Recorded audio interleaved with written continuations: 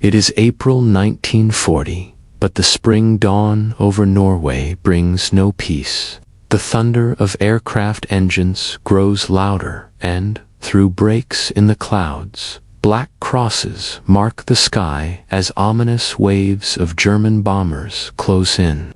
Below, nervously cutting through the steel-gray waters, Relford is a lone vessel, a brave remnant of Norwegian defiance against Hitler's war machine. Even smaller than most other destroyers at just 708 tons, HMS Sleipner braces herself to face the overwhelming force descending upon her. Her crew prepare for the worst as they man their anti-aircraft guns. Bombs come raining down around her, and a deafening explosion throws a column of water higher than her mast. Barely 65 feet from her hull, another blast rocks the tiny ship, and another yet. Through salt spray and cordite smoke, her gunners hold steady, skillfully tracking their targets as they battle for survival. It might be too late to save Norway, but the tiny destroyer has no intention of becoming another casualty of Hitler's expansion, not while she still has ammunition in her magazines and fuel in her tanks. When HMS Sleipner slid down the slipway at Karlshavn Naval Shipyard in Horten on May 7, 1936, she represented more than just a new warship for the Royal Norwegian Navy. She was the herald of a new era, named after the Norse god Odin's legendary eight-legged horse. Sleipner was the first of a new class designed to replace Norway's outdated World War I era drag-class destroyers, and the first new torpedo ship to join the Norwegian fleet in almost 20 years, breaking a long drought caused by political and financial difficulties following the aftermath of the Great War. The designers who created Sleipner faced a delicate balancing act. They needed to give her the ability to match neighboring countries' destroyers while keeping her compact and cost-effective. The result was remarkable. At just under 244 feet in length and displacing 708 tons when fully loaded, Sleipner was smaller than most contemporary destroyers, closer in size to a large torpedo boat.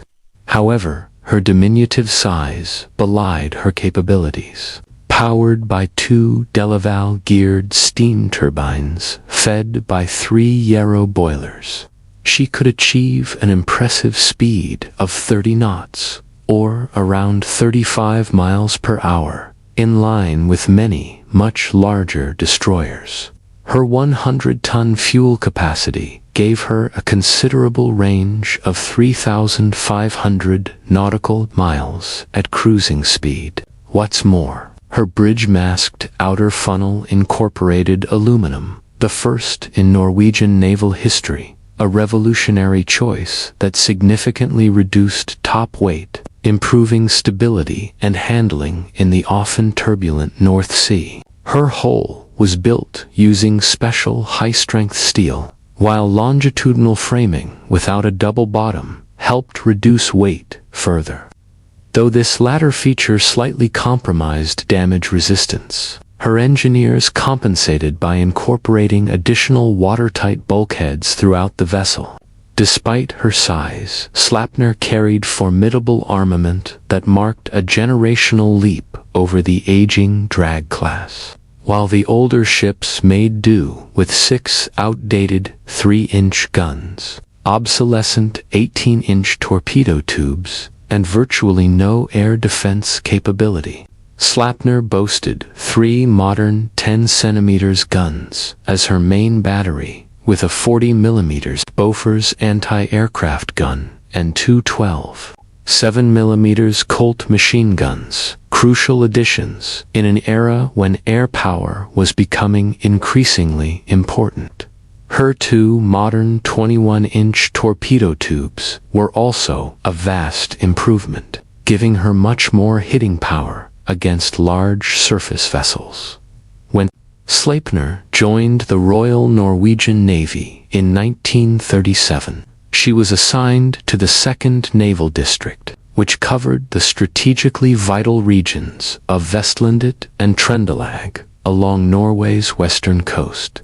As Europe edged toward war, her modern capabilities would soon be put to the test in an international incident that captured global attention.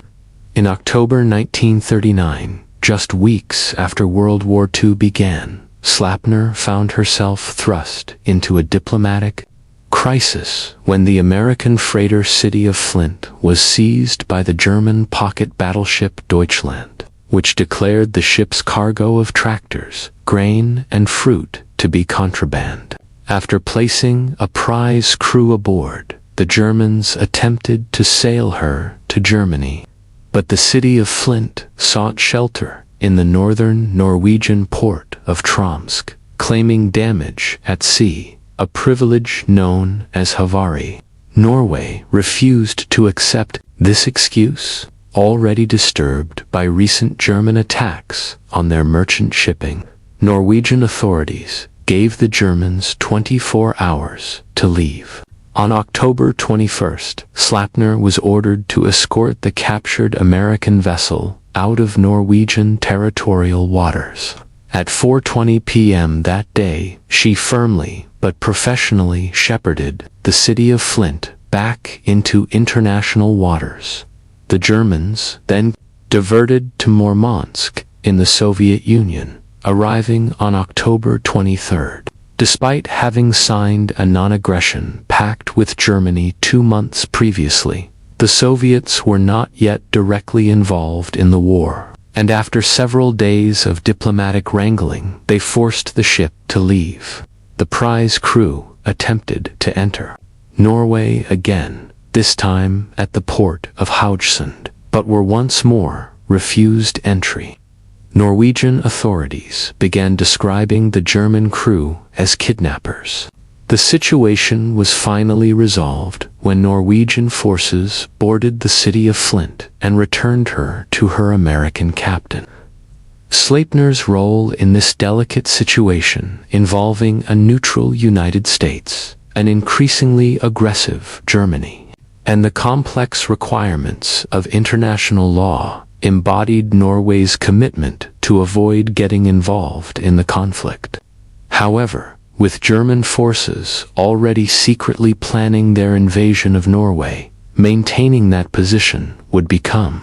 The German invasion on April 8, 1940, found Sleipner patrolling Hustadvia Bay alongside the patrol boat Syrians. Their mission was to monitor what appeared to be a British minefield laid the previous day by the destroyers Hero and Hyperion as part of Operation Wilfred. In reality, the mines were fictitious, a strategic deception. But Sleipner's crew had little time to ponder the mystery. Rumors were already abounding that the Germans were preparing to invade. They received urgent orders to join the torpedo boats Trig and S at the mouth of Rolf, where they were to prevent any attempt at German intrusion. The gravity of the situation became clear the following morning when word reached Captain Alling that German forces had launched a massive surprise attack along Norway's entire coast. The invasion force had struck simultaneously at multiple ports stretching across 1,500 miles of coastline. On April 11th, Captain Alling received new orders from Rear Admiral Karsten Tank-Nielsen, commander of the 2nd Naval District. Alling was to take command of the hastily assembled Rolf Naval District, established just the day before. Under his command were Sleipner herself, the torpedo boats Trig, Seal, and Scry, and an improvised air group consisting of a Norwegian seaplane, a captured German Arado AR-196, and 2 British Supermarine Walrus aircraft. Captain Alling wasted no time putting his small force to work. On April 12th, acting on intelligence received 2 days earlier, he decided to investigate reports of 2 German vessels making their way down the coast. The merchant vessel Rort, a 1,018-ton freighter from Duisburg, and the 420-ton Thüringen, having fled from Laesund when news of the invasion broke. These vessels had anchored at Stad of Hustedvia Bay near Scotia, raising local fears that they might be carrying German troops. Alling coordinated his naval forces with the local defense, a militia of about 100 civilian volunteers, organized by police officer Henrik Dahl. Though mostly armed with Jurgensen rifles and shotguns, these determined locals were ready to prevent any German escape overland. Snur led the naval task force, accompanied by the torpedo boat Trigg and the guard boat Commonwealth, as they moved to seize the German vessels. When the Norwegian flotilla entered the bay, the German crews abandoned their ships for the lifeboats. Lieutenant Dijon E. Cole, Snur's second-in-command, led a boarding party to search the Rort, though they found her machinery sabotaged beyond immediate repair. The search of Thüringen yielded a more dramatic discovery. 2 armed bombs had been hidden in her engine and boiler rooms. After safely disarming these devices, the Norwegians put Thüringen into service as a guard vessel. As Luftwaffe bombers began the relentless assault on the Rolf area, Snur remained steadfast in her defense of the region. As the most capable warship in Captain Olling's small force, Snur took the lead in defending all operations in the Mold-Andalus area. On April 20th, Snur faced her first major air attack in Ralford, when German bombers descended on her position. She responded with fierce accuracy, and her 40mm Bofors anti-aircraft gun proved devastatingly effective. One German bomber, struck by her fire, plunged into the sea near the island of Soon, and several other aircraft limped away with visible damage. 2 days later, she claimed another bomber, this one crashing at Norvik. And that same day, Snur successfully defended a shipment of requisitioned horses from air attack, despite German aircraft dropping 48 bombs around her, the closest missing by just over 65 feet. Snur remained undamaged. Between battles, Snur's crew employed clever tactics to survive. They would anchor in the Sonia, carefully camouflaging their vessel with tree branches to hide from the ever-present Luftwaffe reconnaissance planes. But they could not hide forever. On April 25th, Snur endured a sustained attack by 12 German bombers. Despite being struck multiple times by strafing runs, she emerged with her crew miraculously unharmed. However, the constant combat had taken its toll, and that night at 11:25 p.m., with her ammunition depleted and battle damage requiring repair, Snur finally departed on darkness. She had accomplished her mission. 2 weeks of relentless defense had bought crucial time for Allied operations in the area, and in the process, she had begun to build a legend. Snur escaped to Britain after slipping away from the Norwegian coast under cover of darkness. At 7 p.m. on April 26th, she arrived at Lerwick in the Shetland Islands.